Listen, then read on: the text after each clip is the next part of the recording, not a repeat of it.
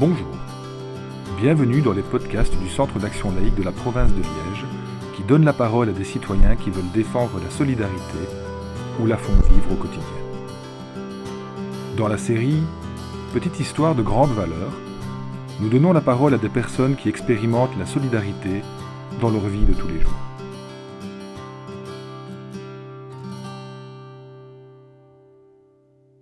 C'est important la solidarité dans la vie d'une personne.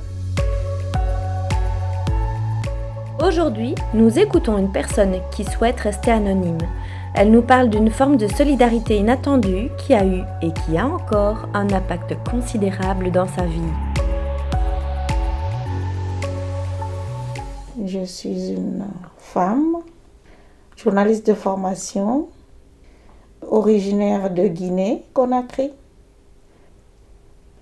Un jour, je suis venue dans un magasin, j'étais chargée, j'avais fait les courses. Et il y a deux messieurs qui se sont moqués de moi, des inconnus aussi, mais qui sont du même pays que moi. Voilà, parce que les deux personnes parlaient la langue de mon pays.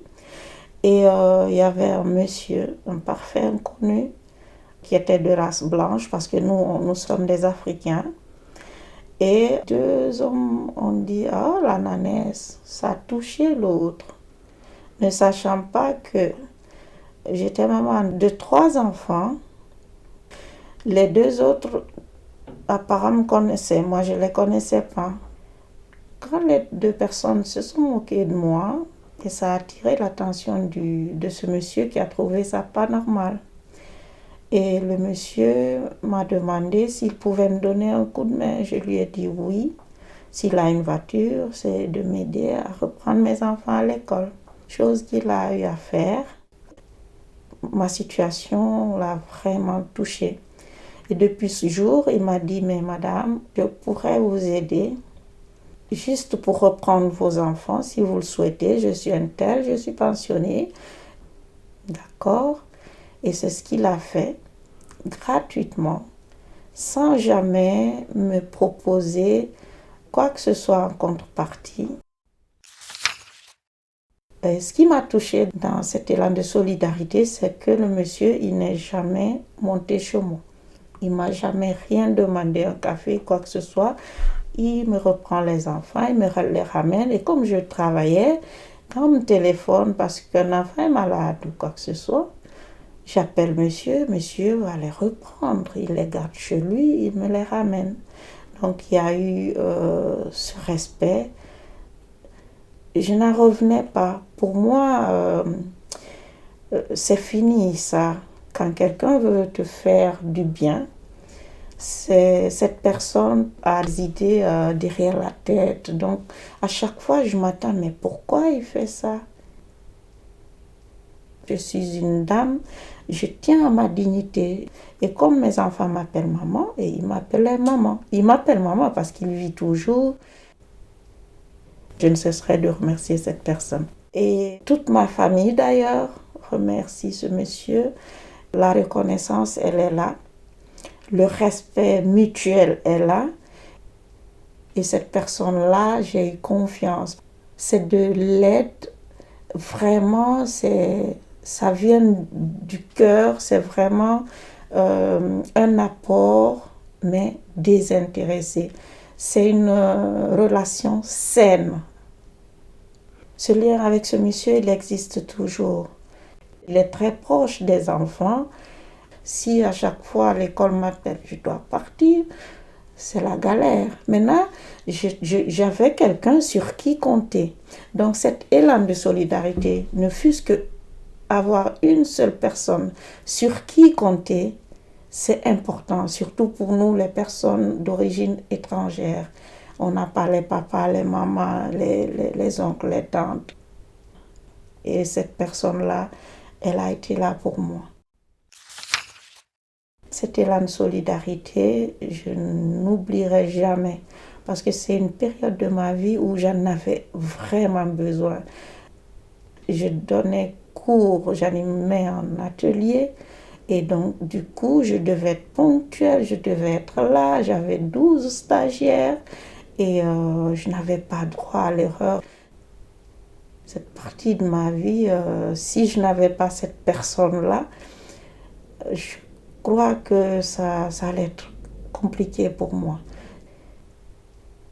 Après, il y a d'autres personnes qui relèvent de l'administration. En fait, j'ai eu quand même, moi, la chance d'avoir eu des personnes. Elles ne sont pas nombreuses, mais au niveau de l'administration, j'avais une directrice qui était formidable. La dame aussi qui nous a mis en relation, une dame qui a toujours été là pour moi. Et jusqu'à maintenant, je ne retiens que du positif. Toutes ces personnes-là m'ont aidé, outre mon diplôme de journaliste, de femme vraiment qui est active, qui avec toutes les bonnes volontés du monde. À un moment donné, il y a des situations qui peuvent arriver dans la vie de la personne où tu ne pourras pas t'en sortir sans être épaulé, sans être aidé. Donc, moi, je dirais que la solidarité, qu'elle vienne d'une personne, qu'elle vienne d'un groupe de personnes, c'est important dans la vie de tout être humain. Notre témoin est journaliste de formation et continue à exercer cette activité à sa manière. Elle nous explique comment ce métier contribue à la solidarité dans une société.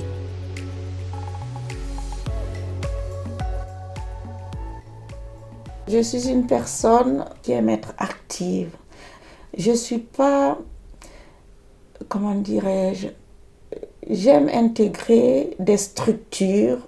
Tout ce qui est humanitaire, ça a toujours été mon fort.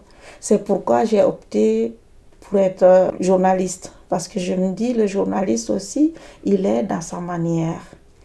Il aide, il dénonce des faits, il renseigne. C'est quelqu'un aussi qui apporte quelque chose à la société. En dehors de cela, moi, quand je suis arrivée en Belgique, j'ai fait du bénévolat au niveau de la Croix-Rouge. Donc, je n'attends pas seulement d'avoir du travail pour être active. Et quand je fais du bien, je suis à l'aise. Quand je suis stressée, quand j'ai des soucis, il me faut faire un geste. Pour moi, faire une bonne action, c'est un bien partagé. Parce que quand on fait du bien, c'est mon être tout entière. J'ai une sensation je ne sais pas comment décrire cela, mais ça me fait du bien. Les voisins, les voisines, je propose ma disponibilité. Je prends le temps de saluer les voisins. Je prends le temps de sourire. Je souris beaucoup. Et pourtant, je ne suis pas tout le temps dans des conditions, mais je souris. À l'école de mes enfants, on m'appelle la maman souriante. Mais au fond de moi, ça ne va pas.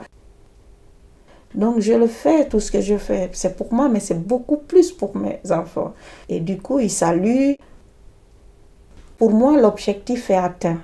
Mon but, c'est de donner des outils à mes enfants et une ligne de conduite à suivre.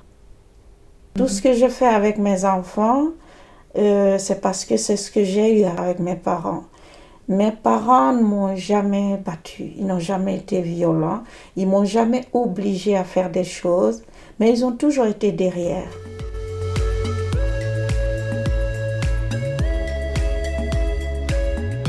Notre témoin a souligné l'importance pour elle de transmettre les valeurs de solidarité, de respect et d'ouverture à ses enfants pour qu'ils soient à leur tour acteurs du vivre ensemble. Grâce à son récit, nous nous questionnons. Comment montrer aux enfants l'exemple de la solidarité ?